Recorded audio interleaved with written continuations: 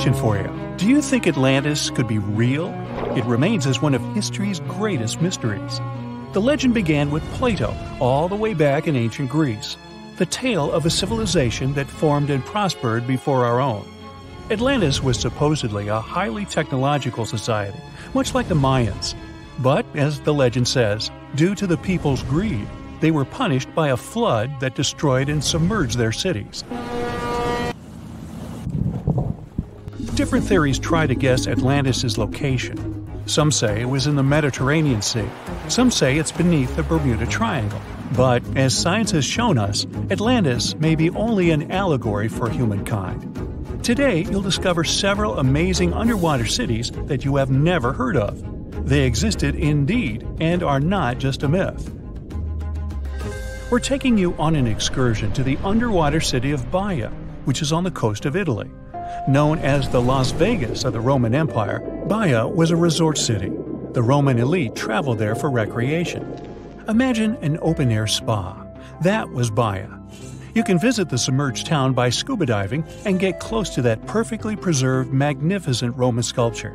A true underwater wonder. You can spot the crumbled temples and buildings through glass-bottom boats. This is a moss-covered museum in Claudio's Nymphaeum. To your left, you can see a collection of classical Greek statues. Swimming down the Via Herculeana, you'll arrive at Villa Aprotio.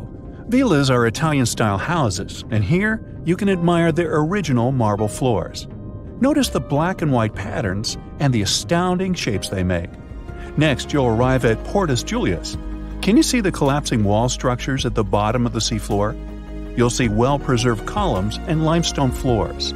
Behold the ruins of the thermal baths of Lacus. The remaining multicolored mosaics are something great to see. You'll see their orange, blue, and green tiles if you get close enough. At Pisoni's Villa Pila, you'll see 25 preserved Roman pillars. Notice the arches, the frescoes nearby, and the magnitude of this well-kept treasure. The city was located over natural volcanic vents, so there were hot springs to be used at will. People went there looking to have an excellent time. And when I say people, I mean some of the great Roman emperors we learned about in school. Nero, Cicero, Caesar. But around the 8th century, the city was sacked and the luxurious town was abandoned. Slowly, the water level rose and the city started to drown. You are on a summer vacation off the coast of Greece, 4 hours outside of Athens, in the Peloponnese Peninsula on Pavlo Petri. You dust off your snorkel and head for a free dive on a bright sunny day. Sometime into the dive, you start noticing patterns on the seabed. 13 feet below the surface, the outline of familiar objects starts to appear, one by one. As you continue swimming, what looks like the outline of an entire city emerges before your eyes. You wonder how could water have taken the whole city? Rocks are perfectly aligned into what appears to be the foundation of a building. Nicholas Fleming, a British oceanographer on vacation in Greece, was the person that discovered Pavlo Petri. He was documenting the seafloor artifacts. The team found the site filled with pots, storage vessels, and tools. A quern stone, for instance, is a tool used for grinding grains and turning them into flour. Multiple amphoras, which were found then, indicate that this settlement dated back to the Bronze Age, 5,500 years ago, when people started living in towns. The settlement is believed to have lasted for over 2,400 years. Pavlo Petri is considered today the oldest submerged town yet found, and it's impressive that it wasn't a simple village. It was a vibrant port city with stone-built buildings, a marketplace, streets, and even squares. Let's continue our exploration and find secrets in other underwater cities. You are diving off the coast of the Ryukyu Islands. Pacific waters are far from smooth. There's a strong current pulling you into the deep sea. Suddenly, you see a huge structure thanks to the sunlight shining down on the seabed. At first, it looks like Machu Picchu's ruins across the globe in Peru. As you approach it, you slowly figure out its form. A pyramid-shaped structure, arches, staircases. It's something that could have easily been a palace or castle. Could this also be a sign of human activity? What you just saw is known today as the Yonaguni Monument. It also goes by the name of Japan's Atlantis. The The entire monument is about the size of 5 football fields and the height of a 5-story building. Its most surprising feature is its expansive terraces that host large crowd gatherings. Explorers and scientists believe that Yonaguni dates back to 10,000 years ago. But whether it is a man-made structure or a natural formation is still under debate. For Japan's top marine geologist, Professor Masaki Kimura, Yonaguni is the heritage of a lost civilization. Kimura has dived into exploring the ruins over 100 times over the past 10 years. According to him, there are clear signs of human activity down there. The Triangle Pool, located on the monument's surface, is a triangle-shaped concave that is a historical symbol of water fountains in the region. There is also a giant turtle carved on the eastern side of the structure. And according to Kimura, turtles have an important cultural meaning. Several pieces of stone tools have been recovered from the site. Their estimated age dates back to 10,000 years ago. However, not all scientists are convinced of the same. For many, Yonaguni is the result of thousands of years of erosion. The fact that the monument is composed of one massive rock leads them to believe that it is not human-made. The defined edges and flat surfaces resemble a natural formation occurrence in Northern Ireland, known as Giant's Causeway. A series of interlocking basalt columns look like the ruins of a palace, but they were the result of volcanic activity in the region. Well, stay tuned for more underwater discoveries. The next stop on our voyage is one of today's most famous underwater cities that has turned into an underwater archaeological park. The city of Port Royal in Jamaica exists today only below the surface. But in 1692, it was one of the wealthiest cities in the Western Hemisphere. Port Royal was the center of the British Empire at the time, and an important trade city that attracted people from all over. It was also home to real-life pirates of the Caribbean. On the morning of June 7, 1692, the people of Port Royal met a different fate than they probably expected. The bars and restaurants beaming with life woke up shaking. People were taken out of bed with the power of a massive earthquake, estimated today at 7.5 on the Richter scale. One survivor says he saw the earth opening up and swallowing the town whole. What he said could be true, as the city was mainly built over sand. The ground sucked buildings, roads, and everyone above. Geysers erupted, and finally, waves as big as 10-story-high buildings hit the city. About 33 acres of the city disappeared underwater, and amazingly, most of its 17th century remains lie in good condition under 40 feet of water. In the ruins, archaeologists have found taverns, storage rooms, kitchens, and recreational buildings used for diverse purposes. You can see a grand lion statue, a submerged bridge, and many picturesque arches. Now, do you fancy a trip to India? Just outside its coast lies another sunken marvel. A site known as the Lost City of Cambay is located on the Gulf of a similar name. It remained hidden until 2001, when the National Institute of Ocean Technology did a routine water assessment. With sonar technology, which sends a wave of sound to the bottom of the sea, they found something far beneath the surface. Images showed well-defined geometric shapes spread along a 5-mile stretch. The remains found dated to more than 9,500 years ago, meaning that this civilization was lost at around the end of the Ice Age. Debris recovered from the site included construction material, pottery, beads, sculptures, and even bones. Scientists argue whether these artifacts are indeed from the site, but if they truly are, then the Lost City of Cambay would be the oldest civilization in the world. You've probably heard about the mysterious sea state of Atlantis. It was a high-tech utopia where people lived happily, but then something happened, and Atlantis disappeared from the face of the earth. Many people believe that this city lies at the bottom of the Atlantic Ocean. But what if we've been looking in the wrong place all this time? What if it's somewhere different from where they're trying to find it? What if all this time Atlantis was in the middle of the Sahara Desert? Well, this unexpected theory has some evidence, but to study this version, you first need to understand what Atlantis was and how we got to know about it. The very first mention of the mysterious city was in 360 BCE. Ancient philosopher Plato wrote about Atlantis. His work, Dialogues, described Atlantis as a rich land with advanced technologies. Its inhabitants were powerful, intelligent, and beautiful, like superhumans. He described in detail the structure of the city, and this was the main reason why many people believed in the existence of Atlantis.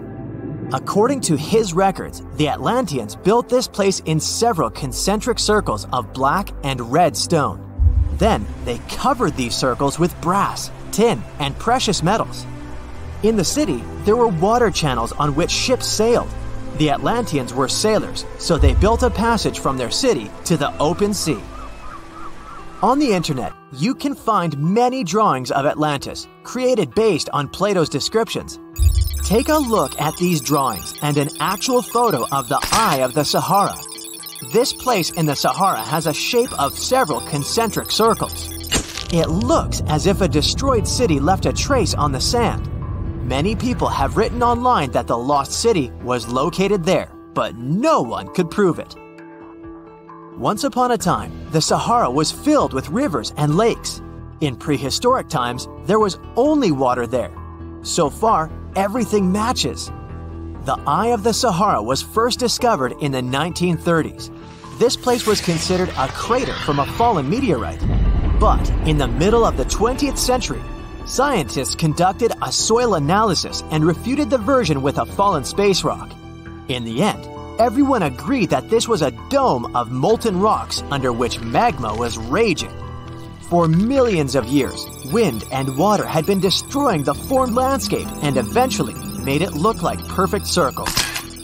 But what if the Atlanteans once came to this place and used natural circles to build a city?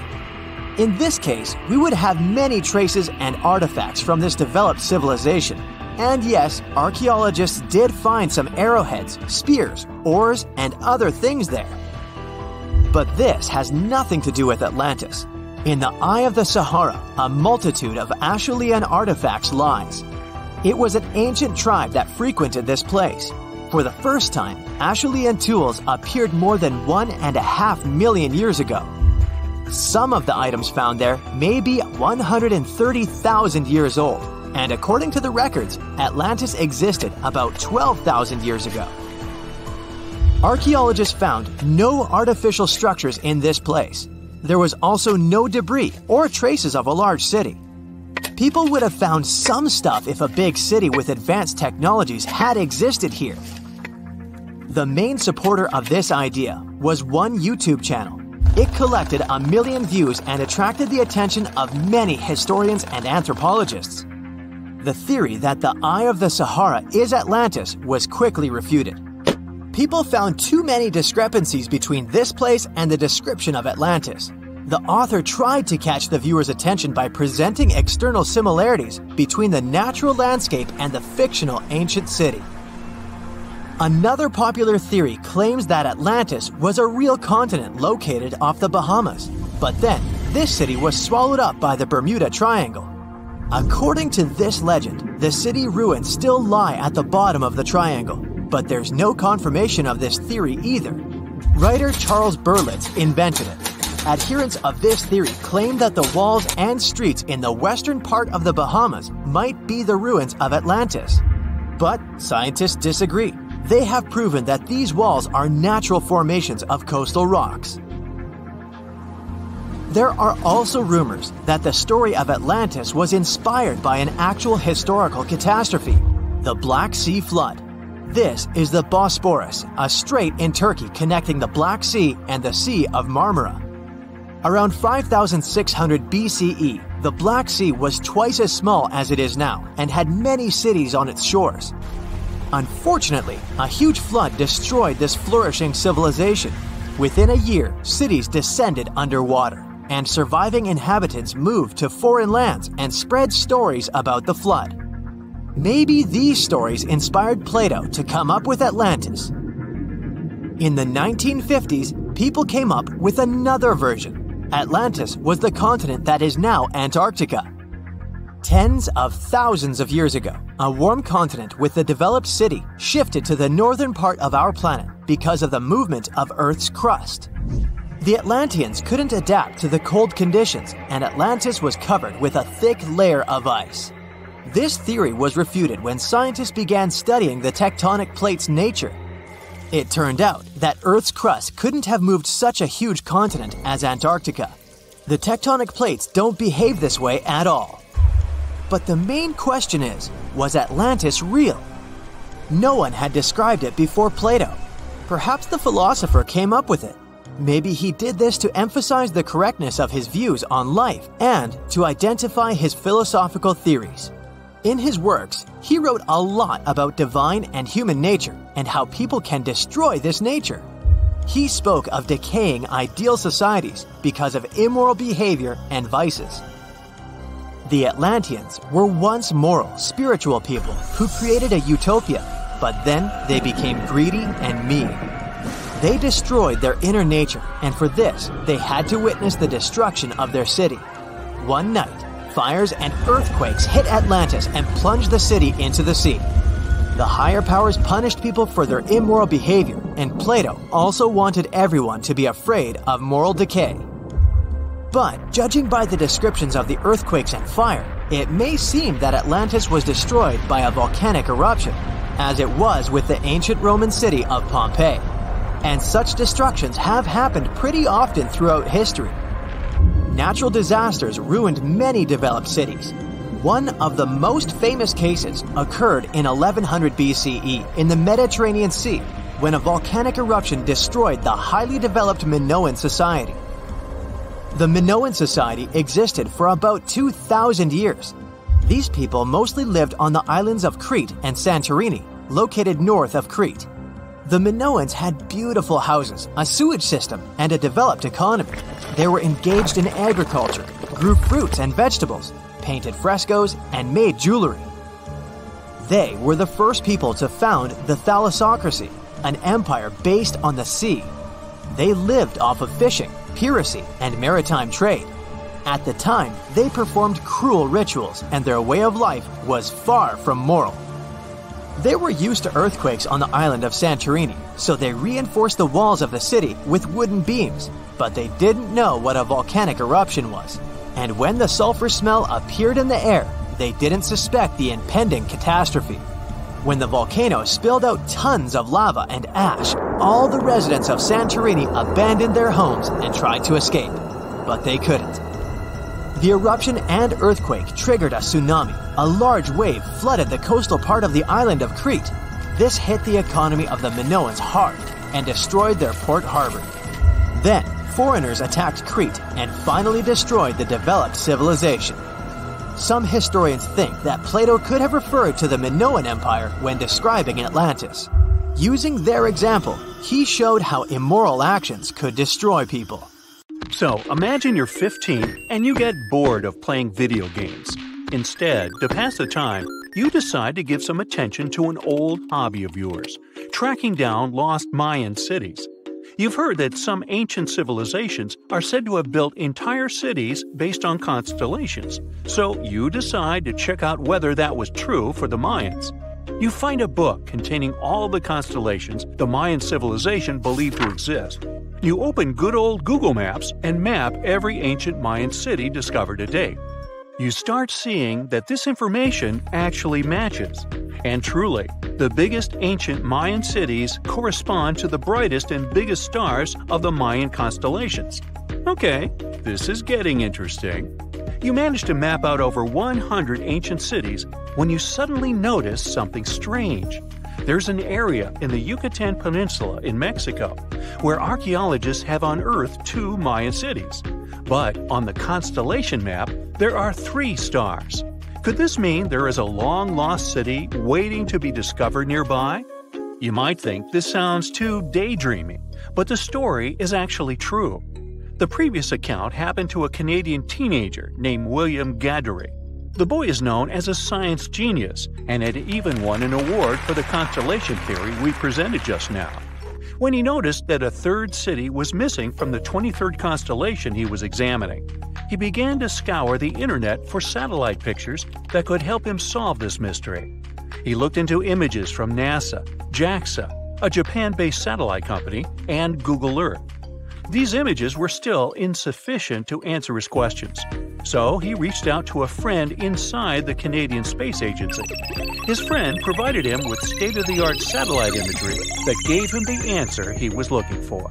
According to the images, there is a large square area right on the border of Mexico and Belize, which looks like the remains of a city.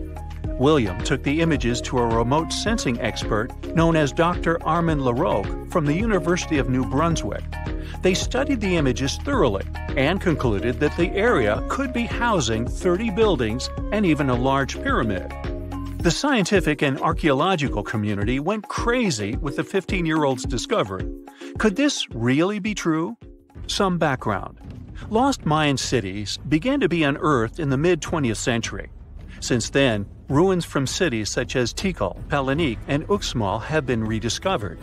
The Mayans were one of the biggest pre-Columbian civilizations living in the Americas. They began to settle in the area as early as 1500 BCE. Experts believe that, at its height, the Mayan civilization consisted of over 40 cities, with a population of millions of people. That's a crowd. And their cities were pretty interesting. Their civilization spanned over Mexico's Yucatan Peninsula, Guatemala, and Belize. They survived mainly on agriculture, so they developed a complex irrigation system in most of their cities. They built a series of ceremonial buildings, pyramids, plazas, and even courts for ball games. The Mayans were keen pyramid builders, but they also developed an advanced astronomical system. With whatever ancient technology they had, they were able to predict the exact location of planets, such as Venus and Mars, and they were able to predict the exact dates of eclipses. That's why the methodology William used to discover this long-lost Mayan city was unusual, but not completely surreal. The Mayans were keen astronomers, so it wouldn't be too strange that they built their major architectural feats in relation to the sky, would it? And they wouldn't be the first ones to be doing so. There is a famous fringe of Egyptology dedicated to studying how the Giza pyramids were built in perfect alignment with the Orion constellation, meaning that each pyramid was purposely built to align with one of the major stars of Orion's belt. According to William, he first had the idea to look at the Mayan constellations because he couldn't understand why the Mayans built their cities where they built them. Most major cities, such as Chichen Itza and Uxmal, aren't near any rivers or significant bodies of water. Instead, they're built on marginal lands and on top of mountains, which confused the 15-year-old. His next thought was that it might have something to do with astronomy. William named the new city he discovered Mouth of Fire, which is also my nickname, and he even won a merit award for his hard work. However, his theory was very much contested inside the archaeological community, and many Mayan experts worked to debunk William's findings. Some archaeologists say that constellation theories are too unscientific. Anthony Aveni, a renowned anthropologist and astronomer, referred to William's methodology as an act of creative imagination. He explained that there is no way to be sure what the Mayan constellations really were. It's all just hypothetical. Another debunking of William's findings came from Mayanist David Stewart, who said that the object identified on the satellite imagery is nothing but an old cornfield.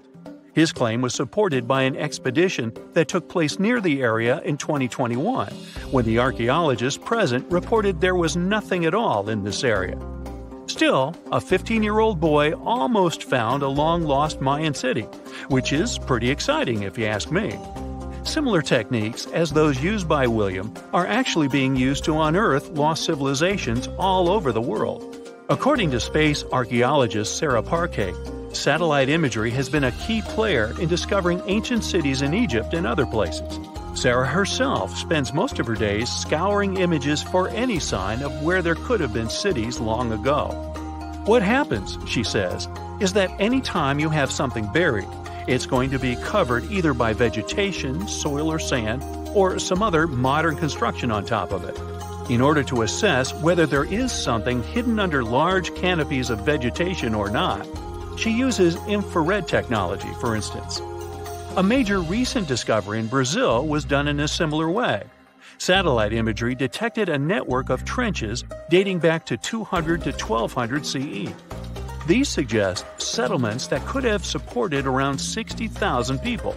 But in this case, the satellite imagery did indeed correspond to what was on the ground. Researchers from the University of Florida found several mounds that were accompanied by ditches and geoglyphs. Archaeologists also found remnants of carefully designed walls, centered around plazas, much like the type of construction done by the ancient Mayans. Advances in satellite tech have also shed new light on long-discovered ancient Mayan cities, such as Tikal. Located in the heart of the Guatemalan jungle, Tikal is believed to have been the capital of the ancient Mayan Empire. At its height, it was comparable in importance to cities such as London or New York in today's world. It was composed of a series of complex monuments, many of them believed to have been the resting places of kings and chiefs. Tikal is already known to have been big, but recent discoveries show it could have been even 3 times larger than what scientists originally believed. The main discovery revolves around a fortification on the outskirts of the city, indicating how far the original city stretched. And new discoveries still take place. In 2017, researchers also unearthed new clues regarding the potential causes of the decline of the Mayan civilization. Using data from a site in Cebu located 62 miles southwest of Tikal, scientists analyzed radiocarbon data from ceramics and archaeological excavations to extract new information about the sudden demise of this great civilization. The information shows that, instead of a sudden collapse, the Mayans most likely collapsed in waves of social instability and political crises. These events are believed to have deteriorated Mayan city centers and began causing the dispersion of the Mayan population. Wow, it seems like it's a prime time to uncover ancient ruins. What do you say? Will you give it a try as well? Imagine discovering an ancient city without leaving the comfort of your home. In 1963, a man in the Nevşehir province of Turkey did exactly that. He was renovating his house. He knocked down a wall in his basement and found a mysterious room. He continued digging and saw a tunnel. This is how Derinkuyu underground city was found. Derinkuyu is one of the deepest multi-level underground settlements of Cappadocia and in all of Turkey. This engineering masterpiece has 8 levels. The inhabitants living on those floors had access to cellars, storage areas, chapels, a school, a study room, and other structures. All floors are connected by an extensive network of tunnels. It's believed that the underground city was built as a shelter. You can't see the construction from the outside. Its depth is approximately 279 feet. The complex was large enough to shelter about 20,000 people, plus their livestock and food supplies. There's also a 180-foot ventilation shaft. People used it both for ventilation and as a well. The well supplied water both to the villagers living on the surface and to those hiding in the underground city. Interestingly, those living on the bottom levels were able to cut off the water supply for the upper and ground levels. This kept the water safe from potential poisoning. The place was designed for protection. The tunnels could be blocked from the inside with huge round rolling stone doors. The passageways were extremely narrow. Potential invaders had to enter the tunnels one at a time. Seems like they thought of everything in the 7th century BCE. Archaeologists believed the Phrygians were the ones who first built the levels. After them, the structure was used and enhanced in Roman times. This was when the chapels were added. The golden time of Derinkuyu, however, was during the Byzantine era. But how did these people manage to create such tunnels? Well, the rock they carved them into wasn't usual. It was soft volcanic rock. It appeared due to a geological process that began millions of years ago. Volcanic eruptions covered the area in thick ash. It then solidified into this soft rock. When the natural forces of wind and water eroded softer parts, only hard elements remained. Fun fact, fairy chimneys are also made of intricately shaped volcanic soft rock, but they formed naturally without any human intervention. I'm still in Turkey, but this time, my destination is Kanekale, where a myth came to life. For 3,000 years, people believed that Homer's Iliad was fiction and that Troy never existed. In 1863, everything changed. Expatriate Frank Calvert discovered ancient ruins in western Turkey. He was convinced they belonged to the ancient city of Troy. Heinrich Schliemann examined this area in 1868. That's when Troy saw sunlight again after all those centuries. Troy has complex layers. Over the years, 9 ancient cities were built on top of one another. Historians say that the area was strategically located between Europe and Asia, so it became a prosperous trade and cultural center. This strategic position made Troy attractive throughout history. After the Trojan conflict, the city was abandoned between the years 1100 to 700 BCE. Then Greek settlers rediscovered the area, and Alexander the Great ruled there. The Romans then invaded the city. Speaking of this event, the first thing you would see when visiting the site is a replica of the wooden Trojan horse from a movie shot in 2004. The next stop is Lothal. In the 1950s, Lothal and several other Harappan sites were discovered in India. These new provinces extended the boundaries of the Indus Valley civilization. Lothal was an important part of the Harappan civilization. It had vast cotton and rice fields. Plus, it had a bead-making factory. Beads were made from semi-precious stones, like agate. Many of these beads were later found in Mesopotamia, which serves as evidence that Lothal was a thriving trading port. Archaeologists believe that the city was part of an ancient trade route. Traces of agriculture? Check. Traces of trade? Check. What else? The remains of residential buildings, streets, bathing pavements, and drains. Some real city planning, and impressive examples of early urbanization. The town was well constructed. There were modern houses. Some of them had 6 rooms, bathrooms, a large courtyard, and even a veranda. Lothal also had the world's oldest known dock. It linked the city with the Sabarmati River and the trade route. The ancient Mayan city of Calakmul is located in southern Mexico in the tropical forest of the Tierras Bajas. From 500 CE to 800 CE, Calakmul was home to over 50,000 people. There was a central plaza surrounded by outer districts. And if we count both the inhabitants of all those outer areas and those who lived in the center, Calakmul had a population of more than 1.5 million people. It was a city that was habitable for 12 centuries. It's believed that the place had more constructions than any other excavated Maya settlements in the region. After 1000 CE, the Maya civilization there faced a downfall. The settlement that was once the center of Mesoamerica was almost completely abandoned. The ancient city was at the heart of the second largest tropical forest in America. The site is well preserved, so today, if you were to visit it, you would be able to picture what life looked like in ancient Mayan times. The city remains include architectural complexes and sculpted monuments, defensive systems, quarries, water management features, agricultural terraces, massive temple pyramids, and palaces, not to mention a variety of body ornaments and other accompanying objects. It proves that complex state-organized societies lived in this tropical forest. The Mayans depicted nature in their paintings, pottery, sculptures, rituals, and even food. I'm moving on to a place people thought didn't really exist. The city of Thonis Heraklion appeared only in a few inscriptions and ancient texts. Turns out, it was waiting to be discovered for thousands of years.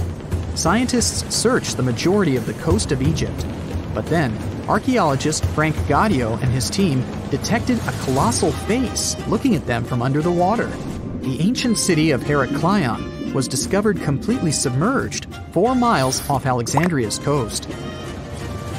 In the ruins of the lost city, there were 64 ships, 700 anchors, and a treasure trove of gold coins. Archaeologists consider a 16-foot-tall statue and the temple remains the most important findings discovered by the expedition. Back then, the city had ceremonies and celebrations that took place in the Temple of Amun.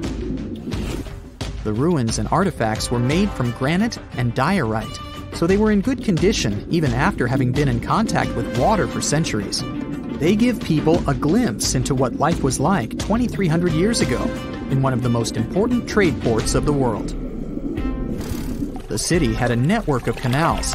You can think of it as an ancient Egyptian Venice. The canals linked many separate harbors and anchorages. Towers, temples, houses, and other structures were also linked by bridges. Thonis Heracleion was the country's main port for international trade and the collection of taxes. No one really knows how the city ended up submerged, but archaeologists connect it with natural causes. At the end of the 2nd century BCE, most probably after a flood, Heracleion got covered with water. Then, Alexandria, the city founded by Alexander the Great, became more glorious than Heracleion. Before Alexandria's fame, Heracleion was the main port of entry to Egypt. So, after the disaster, many ships heading for Heracleion had to change their route and go to Alexandria.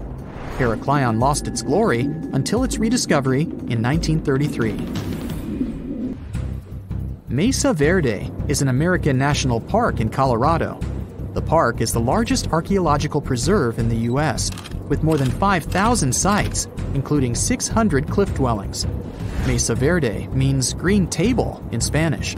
The name comes from the shape of the mountains in the area, with flat tops and steep sides. The park is an ancestral Puebloan archaeological site.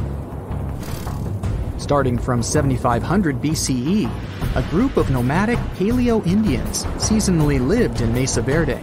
They were hunters, gatherers, and crop farmers. They built the first pueblos in the region. By the end of the 12th century, the Mesa Verdeans began constructing massive cliff dwellings, which are now the best-known structures in the park. In November 1922, a boy walked through the desert mountains of Egypt and discovered some ancient steps carved into the rock. Subsequently, this find became one of the world's largest and most significant archaeological discoveries. This step was part of Tutankhamun's untouched tomb. Archaeologists found about 5,000 ancient objects, including jewelry, fabrics, painted vases, and funeral masks. You've probably seen one of them. It has become one of the most recognizable attributes of ancient Egypt. More than 100 years have passed since then, and now humanity has finally become close to another large-scale discovery, the tomb of Cleopatra. This queen was the last active ruler of the Ptolemaic Kingdom of Egypt, who sat on the throne from 51 to 30 BCE. There are many ancient records about Cleopatra, her reign, and her unusual personality, but until now, no one has discovered the secrets about her passing away in the burial place. So, one archaeologist, Dr. Kathleen Martinez, has been studying ancient records and temples around Alexandria for decades, and concluded that the tomb of the queen should be located under the ancient city of Taposiris Magna, founded in 280 BCE. It was a big city on the northern coast of Egypt, where tens of thousands of people were engaged in trade and industry, and it seems that Dr. Martinez's guesses turned out to be correct. She and a group of archaeologists have discovered a secret underground tunnel near Alexandria, with a length of about 0.8 miles. It was cut into the rock under Taposiris Magna's temple. During further excavations, they found many things that indicate Cleopatra's tomb lies in the tunnel's depths. It's also possible that she is buried there together with the Roman commander, Mark Antony. According to ancient records, Cleopatra and Mark Antony loved each other and together opposed the Roman Senate, which declared Antony a traitor. The fact that natural disasters have occurred on the territory of Taposiris Magna for thousands of years can complicate the excavations. Earthquakes and floods destroyed the city and possibly flooded its underground tunnels. But archaeologists hope the ancient tomb remains untouched, and that it hides many treasures and records about the royal life of ancient Egypt during the reign of the last dynasty. There's a chance that excavations will go underwater and in the mud. This will require much time and funding, but archaeologists are sure it's worth it. Anyway, it's too early to say that Cleopatra is really buried there. but scientists have found many things in the tunnel that confirm this, including clay pots, dozens of coins with the image of Cleopatra and Alexander the Great, as well as a bust with the image of the Egyptian queen. Cleopatra is still one of the most popular personalities in Egypt, on an equal footing with Ramesses III and Tutankhamun. She inspired many films, paintings, and books, but what made her so popular? She became famous for her inconsistency. She was a beautiful, intelligent ruler who pulled Egypt out of the crisis and made it a prosperous power. Medieval Arabic texts say she knew chemistry, mathematics, and philosophy, and may have written several scientific books. She knew several languages and had excellent diplomatic skills. At the same time, there are many legends that she was a femme fatale who drove many men crazy. However, there's no evidence that her beauty was incomparable. The image of a stunning model was created by Hollywood when it made several films where famous actresses performed the role of Cleopatra. And the Roman Emperor Octavian, the adopted son of Julius Caesar, specially created the image of Cleopatra as an insidious seductress because he was her enemy. Even though she was born in Egypt, Cleopatra wasn't an Egyptian. Her ancestors were Greeks, among whom was one of the generals of Alexander the Great. However, the people of Egypt loved her. She learned the language and was very sensitive to the traditions of this country. She knew the history, mentality, and customs of ancient Egypt well. She raised the level of its economy and strengthened its status as a world power. Much of this was made possible thanks to her cunning and impressiveness. She loved theatrical performances and lavish celebrations. She knew how to surprise people and put on a show. But behind the exterior image of a luxury lover was an intelligent and calculating ruler. Ancient Egypt was a rich, luxurious country, and Cleopatra did everything to increase its wealth and strengthen its position in the international arena. For example, she was once in conflict with her brother Ptolemy XIII Ad. The queen knew that she wouldn't be able to resist him, so she decided to attract Julius Caesar to their side. The Roman emperor arrived in Alexandria, where Cleopatra wanted to meet him, but Ptolemy knew about her plans and was about to prevent her from coming to Caesar. Then, instead of a rich and noisy arrival, Cleopatra decided to make her visit inconspicuous. She wrapped herself in a carpet or linen bag the emperor's servants carried into Caesar's private chambers. Cleopatra emerged from the carpet and impressed the Roman emperor with her beauty and determination. As a result, they fell in love with each other and became close allies. After some time, she impressed another influential Roman for diplomatic purposes. She arrived to meet Mark Antony on a golden barge with purple sails and silver oars. Cleopatra was dressed in the image of Aphrodite and sat under a magnificent canopy. Her servants dressed like cupids and were blowing her fan and burning incense. But Cleopatra created such a show for a reason. She knew that Antony revered Greek mythology and considered himself the embodiment of Dionysus. As a result, he was so impressed with this woman that he ended up marrying her. Cleopatra defended her crown, strengthened her alliance with Rome, and bore Antony 3 children. In Egypt, they threw big parties and enjoyed wealth with power. However, the relationship of a high-ranking official with the Egyptian queen caused a scandal in Rome. Octavian was Antony's primary opponent in the struggle for power, so he exploited the situation to darken the competitor's reputation. He used propaganda to make Cleopatra an insidious seductress in the eyes of Roman citizens. He accused Antony of succumbing to her charms. The Roman Senate supported Octavian and declared Cleopatra an enemy. In 33 BCE, this conflict reached a high point when Antony's navy clashed with Octavian's fleet. The latter won and forced his enemy to flee to Egypt with Cleopatra. According to some records, they took refuge near Alexandria. Pursued by the Romans, they hid in one of Cleopatra's palaces and met their end. Some legends say that Cleopatra was an expert in poisons. She provoked a venomous snake, a viper or an Egyptian cobra, to bite her. Also, according to another legend, she pricked herself with a poisonous needle. There's a theory that Cleopatra always carried an ampule with poison inside her hairbrush. And when she was cornered, she soaked the needle with this poison and pricked herself. None of this can be said for sure. Scientists are still trying to find out the truth. Perhaps when they reach Cleopatra's tomb, the world will get more answers about her tragic fate. She is considered the last ruler of Egypt. After her passing, Octavian plundered her palaces and temples and returned to Rome, where he became the main emperor. He successfully ruled the country and expanded its borders. His reign ended when he turned 75. World history would have looked different if Cleopatra and Mark Antony hadn't lost that naval battle. By the way, did you know that more time has passed between Cleopatra's reign and Neil Armstrong's flight to the moon than between the reign of the Egyptian queen and the construction of the Great Pyramid of Giza? Armstrong took a step on the Earth satellite in 1969, 38 years after the birth of Cleopatra. And the construction of the pyramid took place in 2560 BCE. Imagine how long the history of ancient Egypt is. Cleopatra is closer to us in time than to the pyramids.